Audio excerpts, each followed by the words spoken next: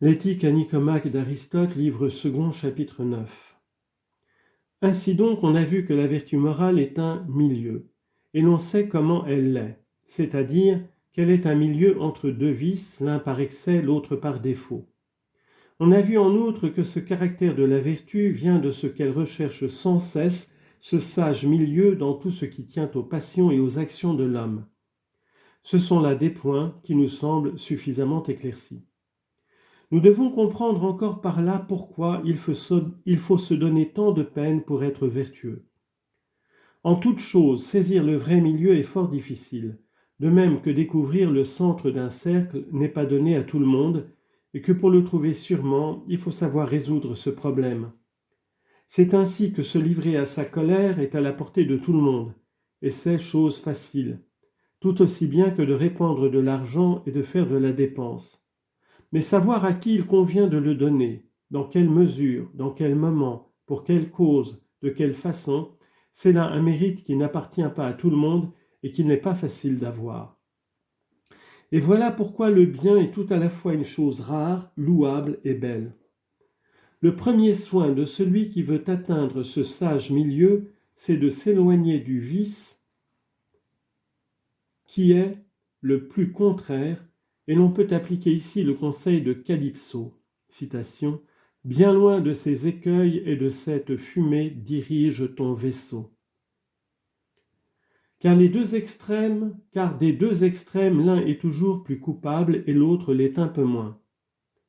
Comme il est fort difficile de trouver ce désirable milieu, il faut, ainsi qu'on dit, changer de manœuvre et parmi les maux prendre le moindre. Le vrai moyen d'y réussir sera la manière que nous avons indiquée. Ainsi, nous devrons nous bien rendre compte des penchants qui sont les plus naturels en nous, car la nature nous en donne de très divers, et ce qui nous le fera facilement reconnaître, car c'est le plaisir ou la peine que nous ressentirons. Il faudra nous faire pencher nous-mêmes en sens contraire, car en nous éloignant de toutes nos forces de la faute que nous redoutons, nous nous arrêtons dans le milieu, à peu près comme on fait quand on cherche à redresser un morceau de bois tordu.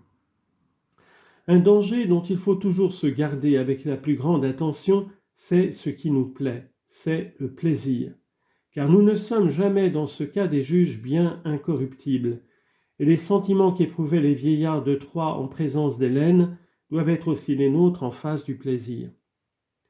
Sachons en toutes circonstances nous répéter leur langage, car si nous parvenons à repousser le plaisir, nous sommes assurés de commettre bien moins de faux pas. Pour résumer notre pensée en quelques mots, nous dirons que c'est surtout par cette conduite que nous réussirons à trouver le vrai milieu. Certes, c'est un point difficile et il l'est surtout dans la pratique ordinaire des choses. Par exemple, c'est une œuvre qui n'est pas aisée que de déterminer avec précision à l'avance comment, contre qui, pour quel motif, pour combien de temps il convient de se mettre en colère.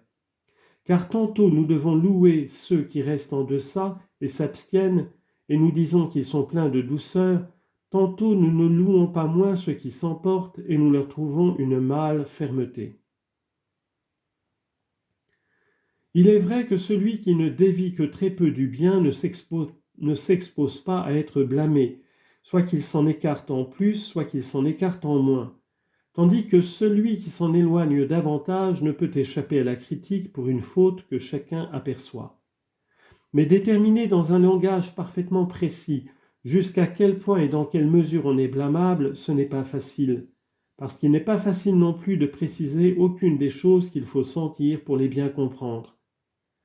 Or, tous ces cas sont des cas particuliers et le jugement ne peut relever que du sentiment que chacun en éprouve. Quoi qu'il en soit, il est suffisamment clair que le mode d'être moyen est toujours le seul louable et que pour nous redresser, il nous faut pencher tantôt vers l'excès, tantôt vers le côté du défaut. Car c'est ainsi que nous atteindrons le plus aisément le milieu et le bien.